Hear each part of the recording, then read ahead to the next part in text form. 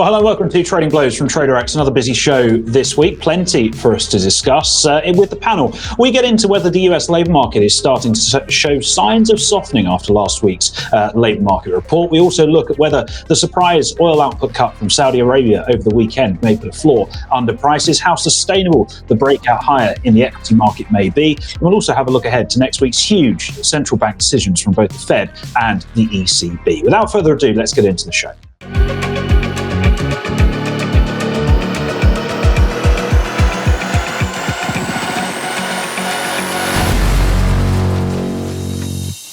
So, as always, plenty for us to discuss on the show. Let's meet our panellists. As always, they'll go head-to-head over 4 rounds. They'll score points for a great response and have the threat of points being chalked off if a dispute is raised over their answer. The better the response, the more points they will score. Joining us today, back from his cowboy apprenticeship over in Texas, Ryan Paisey, the founder of PIQ Suite, looking like the dog from the Dulux adverts. Yeah. Went to Ryan, to Adam for coming up with that one. Also joining us is Arno Venter, market analyst from down in South Africa, back after a couple of weeks away. And last but by no means least, Adam Linton, the head of the European desk over at Newsquawk. With that said and done, and I don't know what's going on there, let's get into the first round. Children. Deary me. Sorry. Right, so the US labour market report, serious faces on. Bit of a mixed bag on Friday. I know it's everyone's favourite data release, the jobs numbers in the US, Ryan in particular. A 14th straight beat on the non-farm payrolls number, 339,000, above expectations once more. But we did have a bit of a surprising rise in unemployment, up to 3.7%, which was above the 3.5% that market participants were expecting. Arno, let's go to you. What do we make of this data? Is it just noise and we can kind of ignore it and shrug it off? Or do we think that this is a bit of a sign that the jobs market might finally be starting to roll over in the States? Definitely noise. I mean, I think when you take a look at the NFP on Friday, the reaction from conspiracy Twitter was far more entertaining than the release itself. There's nothing like a big divergence between NFP and the unemployment rate to get conspiracy Twitter off on a tangent. So that was quite entertaining to see. Instead of trying to figure out why we have those types of divergences, which is the far easier thing to do, I think some is just find it easier to call it rigged. Obviously, the big divergence that we had between the NFP number, which came in much hotter than expected, and the unemployment rate, which had that big pop to the upside, is because the NFP is based on the establishment survey and your unemployment rate is based on the household survey. Now, the household survey, as we know, is very, very noisy. I wouldn't really use that as a signal by any means, but the unemployment rate is derived from it. But that's really the main reason why we saw the unemployment rate ticking up while NFP came in hot, is because the household survey saw quite a big drawdown. What's also important to understand is that the participation rate came in flat versus the prior reading. I think it was 62.6, if I recall correctly. Indeed. So when you have participation basically staying flat, and then you see that type of jump in the unemployment rate, that was slightly more negative than what I think the markets anticipated. But again, apart from all the entertaining conspiracy nonsense that we had, I think the jobs report was probably the most mixed one we've had in the last couple of months. Even though obviously NFP came in hotter, we did have unemployment rate ticking up. We did have wages ticking lower as well. So there was a very, very mixed bag. So positive side, yes, a lot more jobs added than expected. That was actually, for me, it's more important to look at the underlying measures instead of just looking at the NFP. So if you track the data going into NFP, we had challenger layoffs coming in lower than expected. We had job openings coming in much hotter than expected. ADP came in hotter. The ISM manufacturing employment sub-index came in hotter as well. So all of that basically confirmed that the labor market is still very robust, very tight. However, unemployment rate ticking up is a concern. But again, if you look at all of the information in the economy in the aggregate, there is a higher probability that the unemployment rate is going to go higher in the months ahead. Even the Fed has projected that the unemployment rate is going to go up. So, but just to butt in a second, but we do need to kind of caveat. Well, exactly. But we do need to caveat this with it's going to tick up, but from historic lows, right? Exactly. It's very important that we remember that we're not at 8% unemployment. We are at 3.7 unemployment. Exactly. And I mean, from 3.5 to 3.7, it's much higher than expected, but is that something to worry about right now? I don't really think so. So in a nutshell, like we've mentioned before many times, if NFP is your only signal of the labor market, you're wasting your time, quite frankly. Just looking at one measure anyways is a waste of time. So I wouldn't really be using this as any real type of signal. We anticipate that the unemployment rate is going to go up in the months ahead. The question, like Ryan just said, is how fast will it go up? To where will it go up? That's really going to be the important thing. The measures that I would be much more interested right now that I'm looking at on a weekly basis is the year-over-year change in your continued claims data. I think that's far more useful as a signal to look at. And also, small business hiring plans, I think, is very important in this part of the cycle because small businesses tend to react a lot faster to changes in the economy, to changes in interest rates. So that's what I'll be watching, as well as obviously the ISM reports, and not just ISM labor, but also ISM new orders. I think can be used as a type of leading indicator for labor as well, because when new orders start to collapse and companies need to start making the tough decisions, it's going to be based on them not making enough money, not making enough growth. So if new orders stay as suppressed as they are, I think that is a pretty bleak picture for the forward-looking outlook for the labor market. But in a nutshell, NFP just isn't. That's not the signal that you should be using right now. No, absolutely. And I think Ryan's point around unemployment being at, effectively cycle lows. I know we're right. above. It's important. You've got to contextualize this. Yeah, everyone focuses so much on the immediate data, what's just happened. And we see it not just in terms of data, but in terms of price movement and stuff like that. People need to be reminded. And this isn't just new traders and retail trade. This is experienced people with like subscription substacks and all that stuff. Not naming any names, but people just need to zoom out a little bit, right? You'd never guess you've been on holiday, stress-free, relaxing. I'm looking at you've got to get a lot off your chest. I've got a lot to get off my chest. Look, give me time. Well, we will give you time.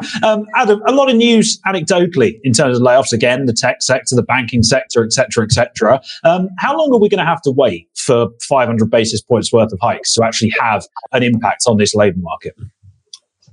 That's a hell of a question, isn't it? Look, for where ARM's standing, I think, the thing that we're kind of seeing from an unemployment perspective, and as Arno kind of mentioned, there's a clear divergence between the establishment and the household survey. Because, if you take the payroll change in the households, that was negative 310,000, whereas payrolls was plus 339,000. So that's like almost over 600,000 swing. So, from where I'm kind of standing from, in terms of like the US labour market reports, whether you look at the household element or the establishment survey, it's kind of a case of pick which one you prefer, I guess, or do what everyone else is going to do, particularly the Fed, and just wait. We're going to talk about the Feds later. And, they're very much in data dependency mode. June is pretty much nailed on, in my opinion, to be unchanged. And that's why we saw pricing little unchanged in the aftermath of the FOMC. We got a couple of market moves, but these are kind of intraday price action moves, not, fundamental reassessments over what's going to happen in the policy space over the coming months. I think, if you kind of drill down into some of the other indicators that we haven't touched upon, just going back to the unemployment rate, it's also worth noting, it's interesting that, in my mind, the payrolls are still moving higher, yet the unemployment rate, which is a lagging indicator, is going higher at the same time. You'd kind of, you'd have expect like the job growth to cool and then the unemployment to go. So I think there's a lot of mystery and noise around the numbers. That's why it's hard to read too much in. But, if you look at, when you get on this theme of kind of the data saying different things, even the PMIs are saying different things, which is making it really hard to kind of get a read on what's going on. So in the US, we have the ISM PMI, and then we also have the S&P Global PMIs. And even those are saying two completely different things at the moment. This is something which I think was pointed out by Capital Economics. So the ISM is having a pretty gloomy read on the economy at the moment.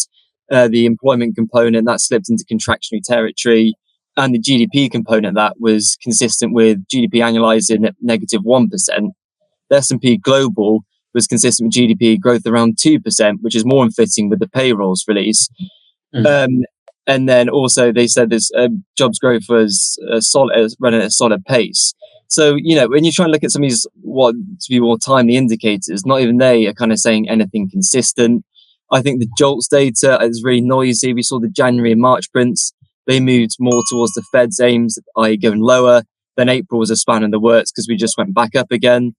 The jobless data, some people look at that as an indicator, it's the kind of the direction we're heading in. And yes, at the start of the year, we were below 200,000. We saw 1 week, I think that's like 264, now back to the 230s. I think that person is not at levels they're kind of consistent with a notably loosening labour market. Sorry to interrupt that. I just want to say, just on jobless claims, the other thing is when we did see that rise, it was skewed by some fraudulent claims going on in Massachusetts. So even then, that's literally what I was about to say. Oh, here we go. I was going to say the idiosyncrasies with weekly jobs data. Oh, he has to say it in a fancy way, doesn't he? Yeah, exactly. With his big words. In 2023, the word idiosyncrasies is no longer exclusive. It's. Hang on, I'm just going to Google that one. Yeah, anyone know what that means? Hang on, I can't spell it. Yeah. So I think I think it's really I wish I had some kind of incredible forecast of what's going on, but I just think it's really difficult to actually kind of even feel the pulse of the labour market at the moment. I think yes, it will cool, but to the extent and when we don't know. I think if you're looking for like a playbook or trying to measure how the Fed's looking at it, then as you mentioned, I think was it last time I was on, unemployment rate is at 3.4%. We were saying, well, that's quite away from 4.5%, which is the Fed's end of year target. We're now talking at 3.7%. So maybe, if it does keep moving towards the direction of the Fed, then that's kind of the evidence the Feds will need. And that's, the policy reaction, which is ultimately the important thing. Obviously, you've got a caveat with the fact the Fed are meeting next week and have the new dot plots. It could be revised higher, it could be revised lower. So, I was kind of wait for the CPI data, get June out the way. And then I think the more interesting meetings are the ones that come thereafter. Yeah, no, I think you're absolutely right. It is a mess and it is confusing and there is a lot of noise in the data. So let's go to the one man most likely to be able to make sense of that all for us. He's been doing his market research over in Texas, hasn't he? He's gone to the States for us to find out what's going on. Well, to be honest, those two have already spoken for like about 20 minutes each, so there's not much. But we'll remember that when you get to the oil section for you, Ryan. Oh yeah, I've got no notes. But just to again repeat what my dear friends have already said, it was an extremely mixed bag of data, right? And again, as with it seems every data point now that we're getting, there's something for everyone. Like the bears have got something, the people bullish, the economy got something. I think it's kind of however you cut it. I think the fact that JOLTS, ADP, and now NFP are all pointing to a very robust labour market. It can only be seen as a good thing. People will then turn around and say, "Oh, well, that shows how everything's overheating and what that's just rubbish." If we want to kind of drill in more granular in terms of the jobs numbers, which I'm a little bit hesitant to do so because I do think it gets a bit paralysis by analysis. But I did think it was quite intriguing, should we say. I'm not very good at long words, so that's about as long as you're going to get out of me. Like my dear friend Adam. I did think it was quite intriguing that the jobs were concentrated in the service industry, because obviously the services is one thing that people, the experts have said is kind of the thing that will probably be holding the economy back. So I did think that was, if you were looking for something to get your teeth into, and obviously when we say services, that's professional and business services, government, healthcare, construction, transportation, all that kind of stuff. So the stuff that actually makes the economy work, right? So that's the one thing that I would focus on. But I don't want to repeat what the guys have already said, but one thing that I will say, which is kind of repeating what I said earlier on when I butted in, as I do, is as Arno said as well, do not take anything away from one reading. Not only will it be revised, but it's just one reading, for God's sake. It's like, if in doubt, zoom out. And that goes to everything. It's not just, if you want an example of how important it is to zoom out in terms of your perspective and stuff, look at the euro sterling, which I tweeted yesterday. If you step back 6 years, it's not moved. It's basically it's flatlined for 7 years. Yeah, and that goes for data as well. Yeah, do you think the Fed are going to make a decision based on one data point? If you do, I'll just go to a bridge. I'll say you a couple of bridges. It's just it doesn't work like that. So yeah, okay, I've got that off my chest. Moving on.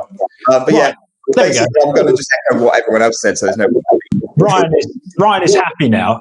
I do think that's a really important point, though. It is one of those where policymakers, central banks, fiscal policy, whatever, they react to trends. They react to a series of data points. They don't. Jay Powell is not sat there with his Bloomberg going, "Oh, NFP was 340 today. That means we have a price." That's not how this works, right? And also, like I said before, just remember about the revisions that are coming as well. Everyone knows revisions happen. And again, actually, just so quickly before I do move on. Again, it was like the first thing that Arno said, and he nailed it. It's like the conspiracy theories coming out just because it was way off the consensus.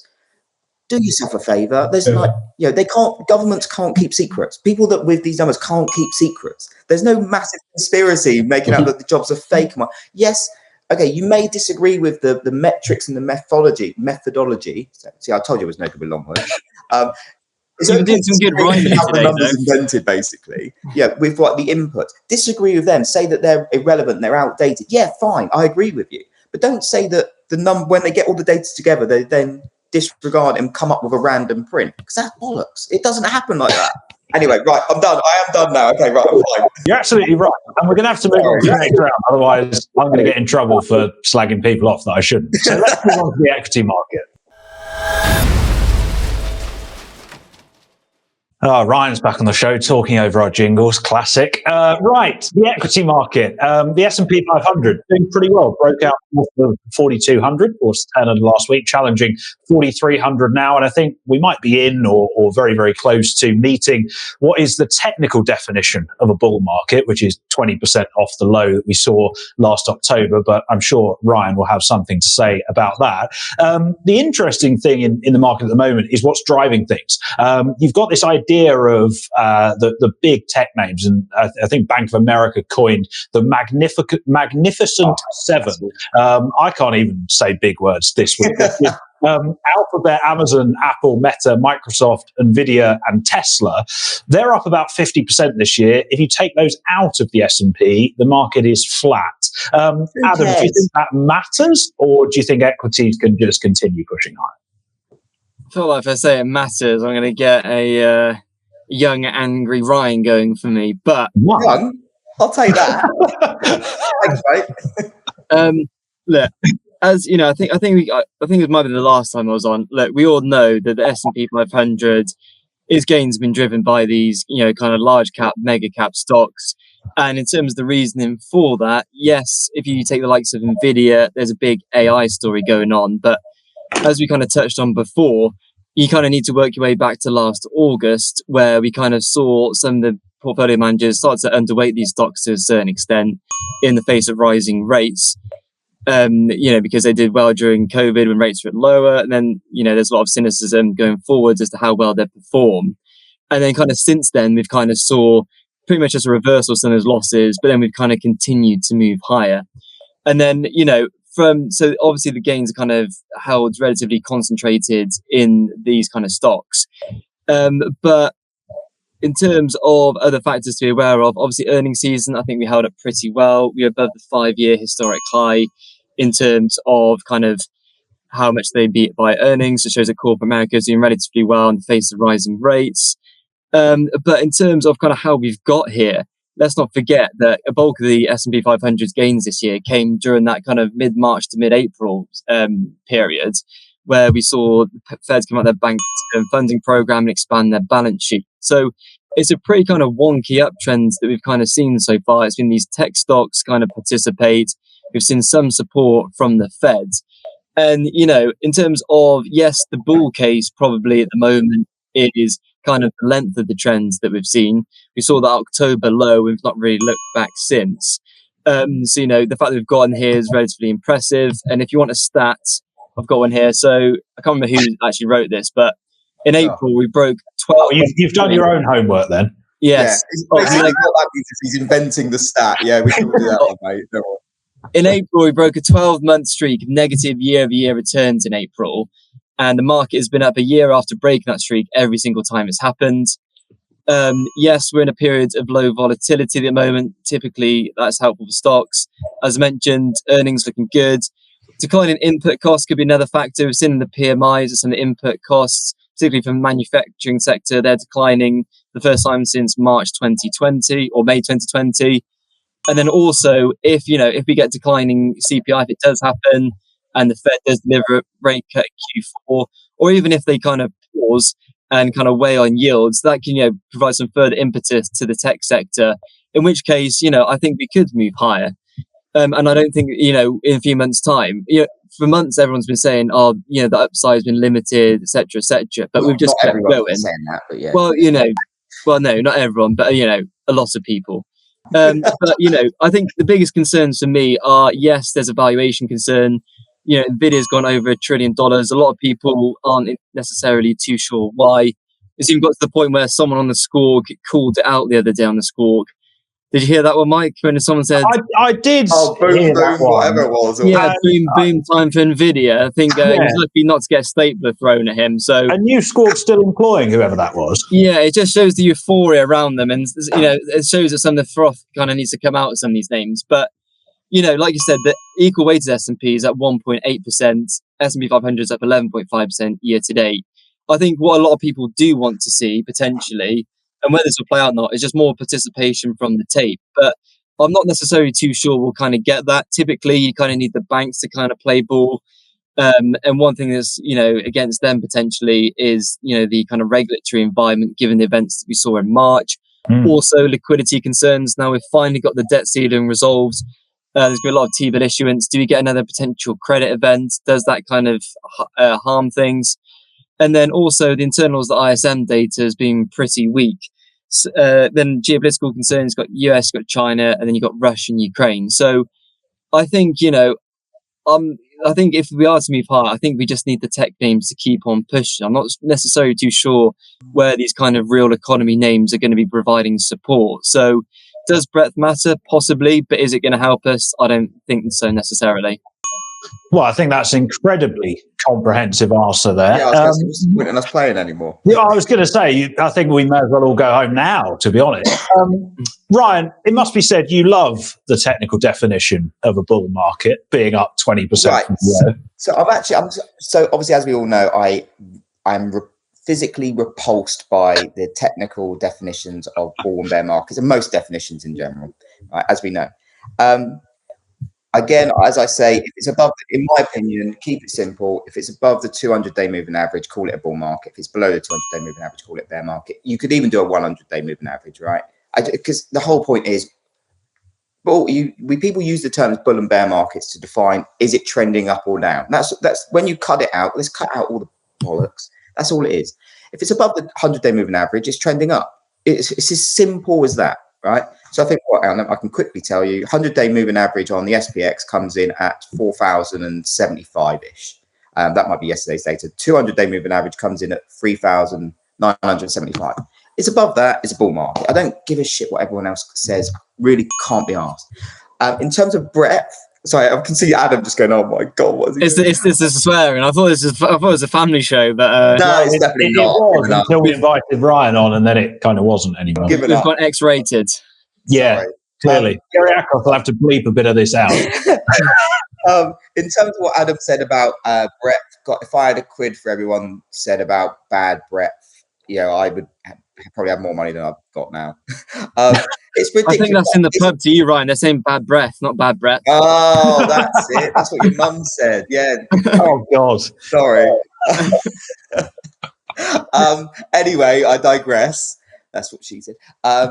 It's a weighted average. Who gives a crap if it's, it's designed to be powered by the highest performing, biggest companies. So why do people go, oh, the S&P shouldn't be here. I'm a seller of the S&P 500 because it's only driven by 10 names, whatever. Yeah, it's a weighted average. That's how weighted averages work. Don't be surprised by that. Certainly don't sell the market because of that, because it's inherently designed to actively be pushed forward by bigger names. Oh, right. That's another rant over. But in terms of where we go from now, I'd be silly not to comment on the fact that since the first episode of Trading Blows, which I was fortunate enough to be on, I've been bullish SPX all the way. So I'm just dropping that in there. Something that's if you were looking for kind of indication of flows, I think it was last week.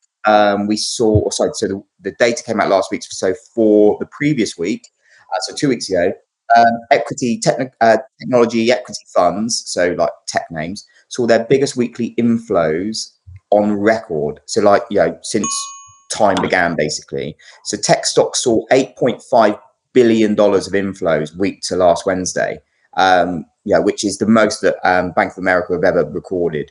Obviously, Nvidia helped that, but still, it just shows you there is appetite out there for stocks.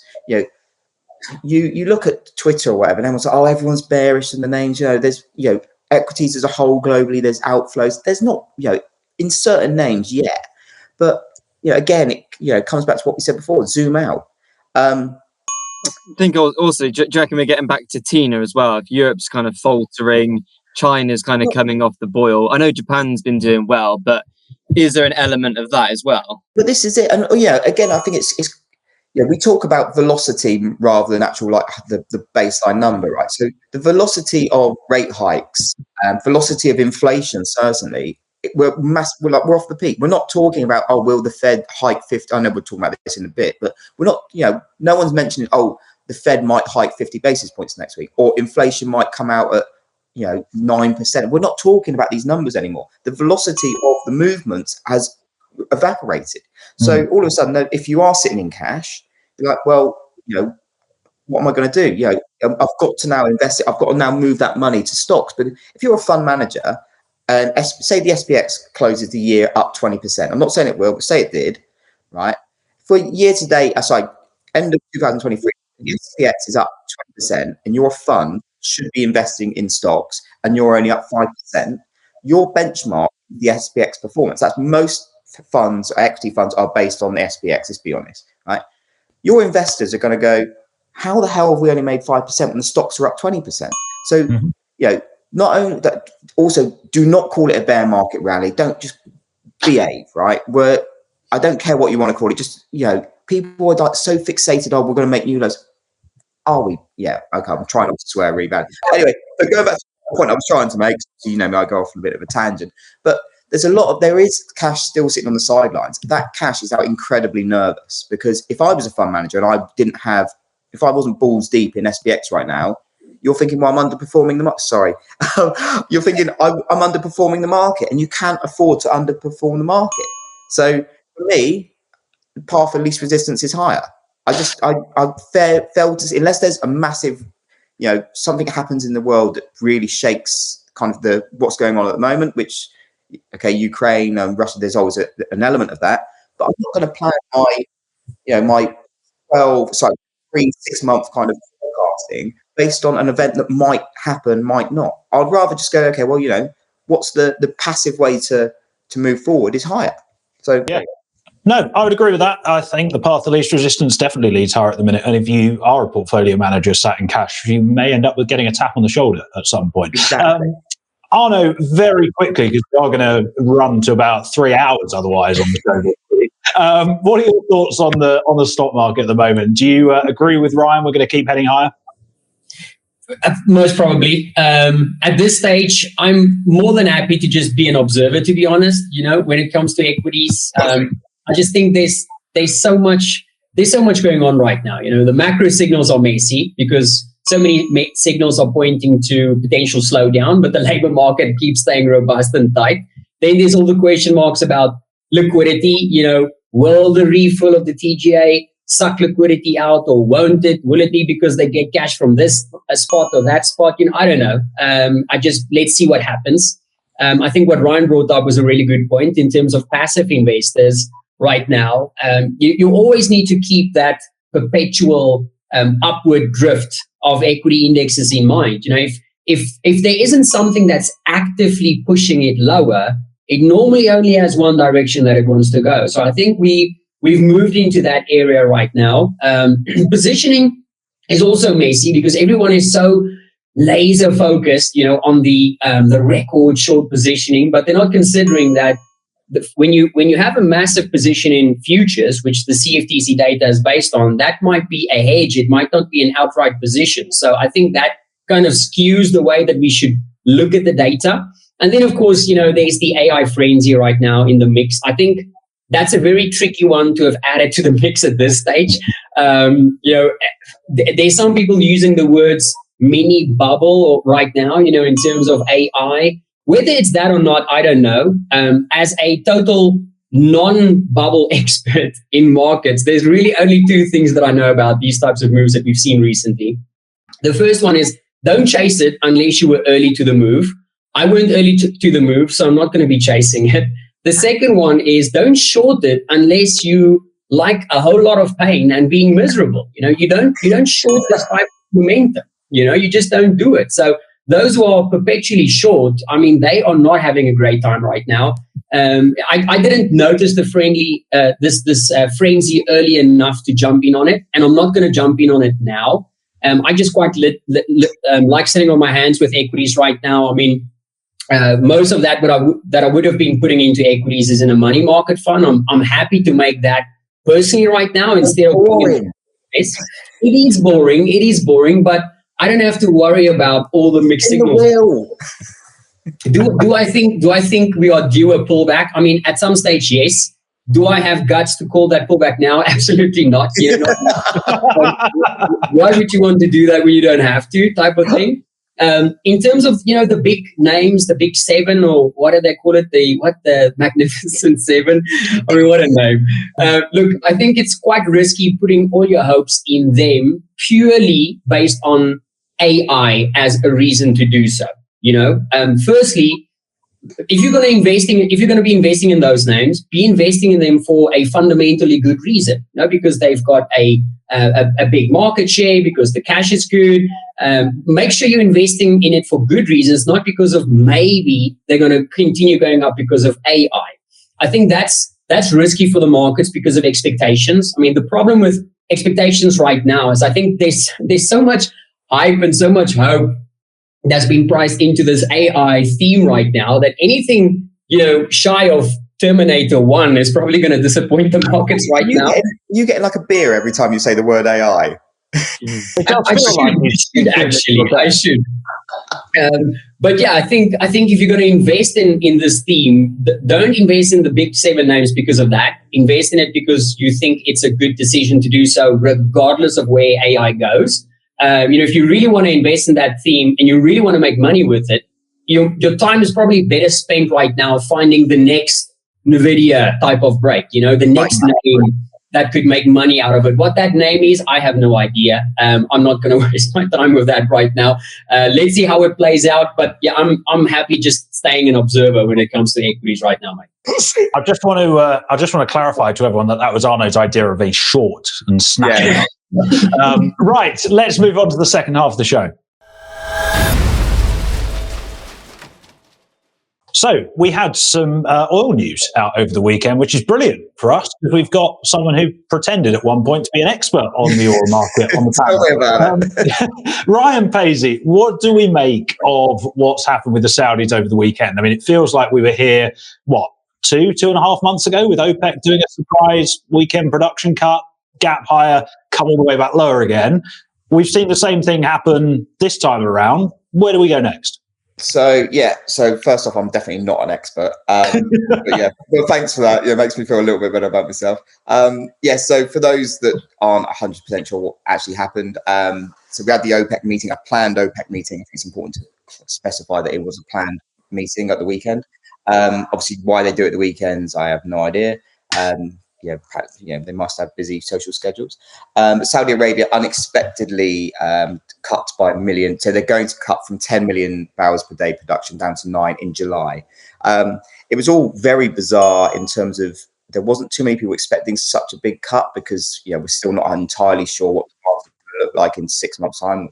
Are you ever kind of thing? It was very clear as well, just before we move on to what the market reaction was, but it's very clear that there is a lot of disharmony in OPEC, specifically from the African nations. there's some very good people on Twitter talking about this, oil analysts on Twitter talking about this in terms of, it could make things a lot harder going forward. It was just kind of, you get no faith in what this decision. Well, first of all, you got no faith that the decision is going to be stuck by anyone, right? You have Abu Dhabi come out and saying, look, we don't believe Russian production numbers. But then you had Saudi Arabia come out and say, Russia are doing exactly what they said on the tin. So there's just disharmony everywhere. I think the market knows that, and the market knows that increasingly the cartels, the desires of what like their stated kind of outputs and whatever is increasingly becoming more and more apparent that it's bollocks, right? So I know Adam gets upset when I swear, but it's rubbish. If you look at their compliance, so the compliance numbers are obviously just getting wider and wider. So what did the market do? Yeah, we opened up. You had some people that have been in the game for a long time saying crude's going to gap over $10. It was never going to gap. I said on Sunday afternoon, it'd be like a fart in the bath, right? It'd be a bit of excitement for like 10 seconds, and then you're like, oh, all right, back to your bubble. Well, not those, but and it's exactly what happened. It used to be. I remember during the war and all that. I remember back in the day, you would get like a headline of Nigerian pipeline sabotage. Basically, someone drilled in it to get some cheap oil, right? Brent would like gap higher intraday, like $5 on the back of that. These market moves just don't happen anymore. And we see like a strike on an oil refinery. We'll gap up, $5, maybe $10, but straight away it fades it, and that fading is getting quicker and quicker each time. I jokingly said to Rory Johnson, who's a very, very good guy on Twitter to follow if you're interested in oil markets.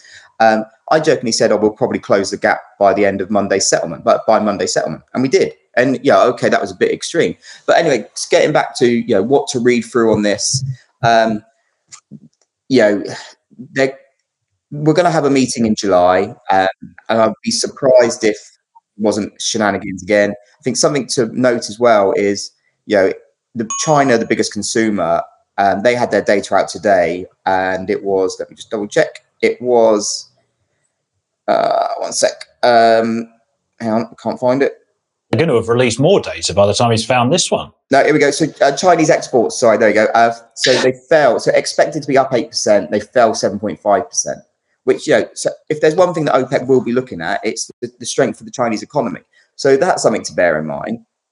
I would not be basing any trades on what I believe OPEC are going to do, because let's be honest, OPEC don't know what they're going to do at the moment.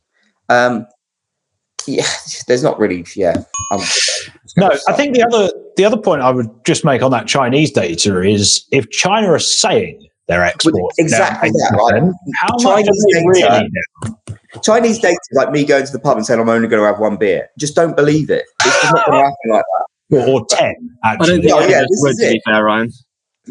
Well, so OPEC do not know what they're going to do next. The economy, their biggest. I'll tell you what. Another thing that was quite interesting as well. So not only did Saudi Arabia say they're going to voluntarily cut an extra $1 million, but then yesterday, I believe it was, or the day before, they hiked their prices out to Asia and stuff. So we're getting. It's again going back to the NFT. It's everything's just so messy at the moment, and you can understand why it is messy because we've just come out. We're still kind of coming out of the COVID policies. We're coming like the rate cycles and whatever. Nothing's going as planned. There is no normal anymore. So the OPEC decision is just one more thing to throw into the mix that is a wild card every day almost. But no, absolutely. I tend to agree. Arno, what are your thoughts on the whole OPEC thing? I think when we spoke about this in early April or late March, when we had the surprise or the last surprise weekend cut, we all agreed that it's really the demand side that's going to lead the way in terms of prices. OPEC can effectively cut as much as they want almost, but if there's no demand, then price is only going to go one way. We think that's the case. Yeah, I mean, look, being an overnight oil expert like the rest of Twitter, Quite right. I'm not sure what all of this means, to be honest. I think instead of trying to figure out what it should mean or could mean, let's just look at what price is doing. And if you take a look at what price is doing, the market is saying, we're not sure right now. We're basically just stuck in the same range we've been stuck in for quite a while. I think what happened over the weekend, Saudis obviously delivered or felt that they wanted to deliver on their threat. We had the energy minister coming out saying that speculators, what did he use the word ouching? Speculators. Ouching like hell, wasn't it? Again. So maybe they hope that a voluntary cut that big would give them the same bang for their buck. But obviously markets aren't having it right now. I think something that Brian said, and that for me was the biggest thing to take away from this, was that facade we saw in April, where everybody was speaking with the same voice, the same message. That was not what we saw this time. Not at all. Last time everybody was like, I'm gonna. It's like a round table. Like everybody gets up and shares something. This time around is like everybody for themselves, and it's like it felt like Saudi tried to just kind of wing it on their own, and they hoped that it would work. But obviously the problem is oil prices aren't having it right now. So I'm just not sure where to take oil from here. If you take a look at the price action recently, I mean, over the last 7 months, we've basically just been stuck in a $20 range, right? We've been stuck between 83 on the upside and 63 on the downside. And yes, we've had big swings higher and lower. And, if you were smart enough to catch some of those, it could have made you something, but we just range bound. We just stuck. So I'm just not sure where we're going to go from here. If you ask the Perma bulls out there, oil's going to 300 tomorrow. If you ask the Perma bears out there, oil's going back to negative next week. I just think markets, based on the price action, has absolutely no clue where oil is going, and I'm part of that band right now. I don't know where it's going. I think there's far less complicated avenues to explore by traders right now. The FX space has been far more exciting. I think we'll talk about that a little bit later as well. I think that's much more exciting right now than trying to figure out what oil is going to do based on the most recent OPEC decision. No, I would tend to agree with that. Actually, I think the range-bound nature of the market really does stand out. Just quickly as I do, butt in something that I think is worth taking away as well. So the Saudi energy minister, in the most bizarre comment ever, was saying about, like you said, wants to keep the market guessing and all stuff like that. But then followed that up. His next quote was, "The market needs stabilization." So he's basically saying we want to keep market participants guessing, but also saying we also want the market to be as flat as possible. It's like, we just agree that this bloke's it's like a nutter. It's like ergonomics, isn't it? It's just like, you throw in like the convention says one thing and then he does the other. Yeah, but he was saying two different things at the same time. That's the thing. It wasn't like saying one thing, doing another. He was saying both things. Oh, anyway. It's bizarre. Adam, go on, take it away. What are your thoughts on that? I think one of the things that we perhaps haven't touched on is that this is only a one-off thing. For now, they've only said they're going to do this in July. So I guess there's the open question, as Ryan said, of when we get to July, what do they do for August? What do they do for September? Yeah, so obviously, when we kind of prep for these events, we kind of try to see, what the lie of the land is throughout the cartel. And when you break it down, like the internals are quite a bit of a mess. You have Angola and Nigeria who can't hit their production quota. You have Venezuela, Iran, and Libya who are exempt from any quotas. And then you have Russia, whose numbers have, quote, inconsistencies, and they're trying to bankroll a war. So if they need to produce what they want to produce, I don't think they're going to be too bothered about, what the Qatar energy minister thinks about the situation. I think this is all kind of been fronted by the Saudi energy minister, as we've kind of mentioned, as almost like a one-man crusade against the oil speculators. And like Brian said, he's trying to bring stability to the market. But then I don't know if he's personally been wronged by a speculator at some point. He wants to he's been caught offside, definitely.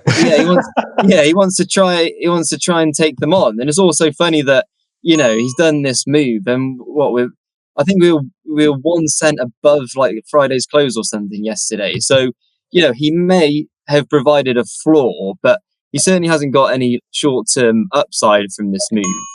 If you look kind of further towards like the second half of the year, I think I saw an interesting piece from ING, and they said with this 1 million barrel per day cut, that would take you to a 2 million barrel per day cut in the second half of the year. So Saudi doesn't even like really need to do this to balance the oil market. But if you do want a little interesting, stat, is ING for their forecast. They said in the second half of the year that could bring Brent to $80 a barrel. Does anyone want to guess what the required level of Brent for the Saudi budget to balance is? About 83. It's $80 a barrel. So, there could be some internals here with the Saudi potentially trying to drive things. But as far as comms from the OPEC and us trying to get holds on it over Newsquawk, in terms of like recent meetings, this was like the messiest one. And, I'm not sure how long he's going to be able to keep this running. And then I kind of think almost if he does then fold, then the speculators are just going to kind of see this is kind of like a false move. And he could end up doing more damage than, kind of support that he's trying to offer. But but the one thing no one is talking about, and that is increasingly a massive part of oil markets, is non-OPEC supply. It's very easy to forget that it's not just OPEC that pumps oil. Like the US, they're pumping more and more and more. They're now key exporters of oil. Non-OPEC supply is only going up. So maybe that's one of the reasons why OPEC as a cartel are increasingly fractured, because they know that their leverage on the market is diminishing, and like we've said before, and like Arno or Adam said, it is a case of they're all starting to go, we need to look after ourselves before anyone else. And also as well, we focus on kind of like the barrel per day figures, but if Russia's just selling them at a discount to India anyway, then from a revenue perspective for them, which is the important thing, not just the quantity at which they sell, then that's kind of the bigger story. Yeah. Sorry, Ryan, we're going to have to move on to central bank just for a second. But see you later. I just want to say one last thing on OPEC. It's a cartel, right? Cartels tend to only work when everyone is pulling in the same direction. Otherwise, it's just a definitely not that. Exactly. Right. Let's go on to central banks. So, interesting times in the world of monetary policy. Always interesting times, but more interesting than usual this week. The RBA, surprising, inverted commas, with a 25 basis point hike on Tuesday. At the time of recording this, the Bank of Canada will announce policy in about 40 minutes. So they may hike or they may hold as appropriate. Yeah, exactly. And then, of course, we've got the Fed and the ECB on deck next week. Adam, I'm sure you'll be squawking one, if not both of those next week. What should we be looking out for? You think I stick around for the Fed? Actually, yeah. So for the Fed, I think the meeting's relatively straightforward. You get CPI on the day of the release, but I don't think it's going to be a kind of blockbuster release either way to kind of shape the market. And then even if it does, I'm sure Tim Ray Ross or even potential Clarida, however you say his name, could be. Are we points off for pronunciation there? Is it Clarida? There you go. I don't think there's really much to add. I kind of think the more interesting thing is what you've kind of touched on already, is the RBA and the BOC. So RBA again was a surprise hike, and the BOC could potentially today hike. The key takeaway from there, if it does happen, is you've seen across major FX that you've had two central banks in 2 days. You've gone from pausing to hiking. And then I think from like a market sentiment perspective, you'll then kind of see people reaffirm, get this notion out of its head that, the Fed could potentially pause here. June is just a skip. And I think they need to see, July very much as a live meeting, because we've seen two other central banks try to declare a pause and fail. So, one of the themes that we've kind of, touched on throughout many of these things is at some point, the market pricing will need to kind of align with that of the Fed. We've kind of seen the market come closer towards the Fed. But I think if we get this, then I think we see that come even closer. And I think there's only like 10 basis points of tightening in December, which is a 40% chance of a 25 basis point cut. But, I think at that point, we could potentially see the market and Fed aligned. In terms of other central banks, ECB, I think ECB, dare I say, is just a straightforward one for them. And I think, unless... That means they should mess it up then. Well, this is the thing. We know they're going to hike 25 basis points. and they're data dependent. They don't know what the data will be by July, so therefore they don't need to signal what they're going to do by July. I think the only thing for me which could potentially muddy the waters is we get the economic projections. It's one of those meetings. And yes, some people will be like, oh, in 2025, inflation is going to be 2.3%. They're going to need to keep hiking. We've seen the ECB can't forecast from meeting to meetings. Anyone who thinks they're going to forecast going to hold up in 2 years' time, good luck to you. We've even seen sorts of. What about you? Sorry, I've interrupted you far too many times here, mate. But what about your friend who was predicting out to 2027 the other day? Whatever it was. Right. No, I saw that note and instantly deleted it. I think whoever that guy's boss is, they need to have a serious word with him. But that's the thing. It's like we've seen throughout this hiking cycle, so much changes meeting by meeting. So I think as dull as it says, I think the Fed, ECB, I don't think they're necessarily that interested in. It's all about the data. See how that plays out. See what the follow-up messaging from the central bankers is and act accordingly. No, I think you're spot on. Arno Venter, are there any opportunities, I should say, in the FX market among all of this? You've got the RBA unpausing, the Bank of Canada potentially unpausing, the Fed skipping. Where's the trade?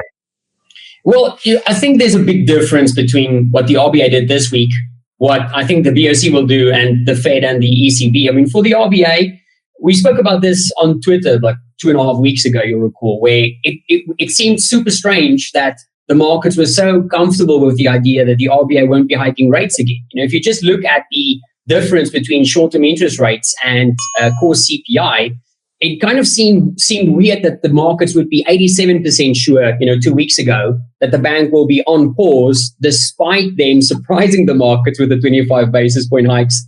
A 25 basis point hike just 2 weeks before that. So I think a really good opportunity, the way that we played FX recently over the last 2.5 weeks, was being long Aussie Kiwi after the RBNZ surprised by basically signaling that they're done.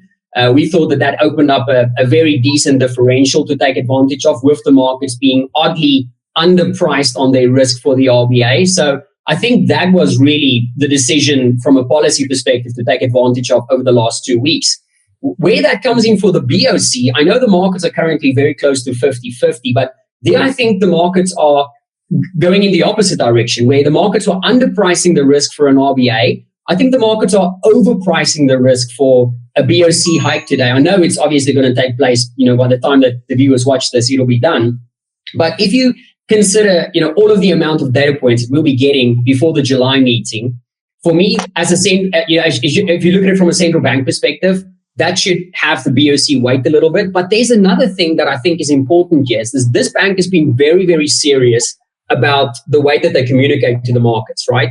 And if they are going to be hiking rates after signaling a pause, would they really be doing that at a meeting where we don't have a press conference and where we don't have an updated monetary policy report? That is obviously a risk, but I think just based on that alone, the fact that they won't be able to explain themselves to the public means that there's a greater risk that they don't hike today as opposed to hiking today. So the way that I would be looking to play that is simply just looking at something like an Aussie CAD upside bias. If for the traders out there that's looking at the FX space, that's the way that I'll be looking to play a on-hold decision from the bank, because the markets, I think, got way too excited about the BOC potentially hiking rates today. So that's from an opportunity perspective what I'll be looking at. In terms of what all of this means for the Fed and the ECB, I mean, nothing much, to be honest. I think what the markets are pricing in right now for the Fed and the ECB is adequate. It's a hold for the Fed and a hike from the ECB. I don't think that if we get that will surprise the markets. Now, obviously, we do have the CPI coming up for the Fed on when is it? On Tuesday, and then we have the Fed on Wednesday. But you know what? For CPI, with the recent communication we've had from Powell, from Jefferson, you can throw in Harker there as well if you want. With their communication in the mix, I think we would need to see core inflation going up to 5.7, and for headline to go back into a 5 handle to really see them go from a hold decision to a hike next week. And if we do see CPI coming in so hot, we'll all just be watching Nick Timmerose anyway to see whether we get a signal, whether that's going to, change their minds. But I think CPI needs to be really hot next week to change the Fed's mind from leaving rates unchanged. I think we're going to get a pause, I think the ECB is going to hike, and that means that the main opportunities, if there will be any in the FX space next week, will be whether what those two banks have to say about hikes after June or about rates after June. If they give a very clear bias that more hikes will be coming based on the market pricing, that could see some upside for the currencies. If they come out and they sound too dovish, that could see some downside. But again, I think the real opportunity to be had has already played out with the Aussie Kiwi over the last 2.5 weeks. That was really a good one. In terms of the Fed and the ECB, I'm far less excited about that. But also, like I said, watching the Aussie CAD with the BOC today, I think that could be good if they decide to leave rates unchanged in line with my expectations. Well, Arno's managed to wrap up his answer just before the BOC.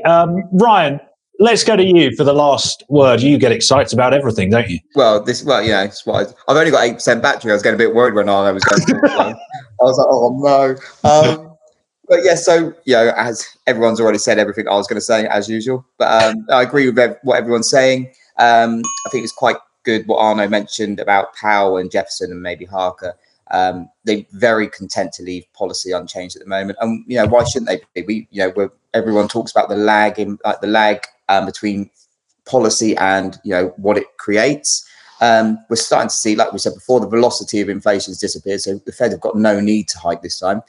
I'm going to go out there and I'm going to tell you what is going to happen over the next couple of weeks. Inflation next week is going to come in lower than expected, and it's already expected to be pretty low because of base effects and whatnot. CPI is going to come in lower, and the Fed are going to pause. But what they're going to do is in the meeting afterwards, they're going to make it very clear that a hike in July is firmly on the table. Not a case of they're firmly going to do it, but it's just going to make sure it's there. And why how's he got a point for that? It hasn't happened. Also to appease the hawkish people in the FOMC that want a bit of optionality. That's what's going to happen. So no need to say anything else really. There we go. How's he got a point for that? Well, he's got a point, but if it doesn't happen, we'll take a point away from him. I was going to say, point for kind of bigging you up a second, because in terms of the RBA, I did see you tweet that what was it, like a 20% chance or whatever it was of a hike, and I remember Michael, you tweeted saying, I think that's a bit low. Oh, there you go. You can have another point then in that case. I've also said the same thing about the BOC. So if they hike, I'll give you another point. Let's have a look at the final scores. So I think, unfortunately, even with his little cheeky bonus point there, Ryan has somehow ended up he's borrowing Dick's wooden spoon this week, I think. Adam, congratulations again. I think whenever you come on here, no one else stands a chance. Stunned into silence.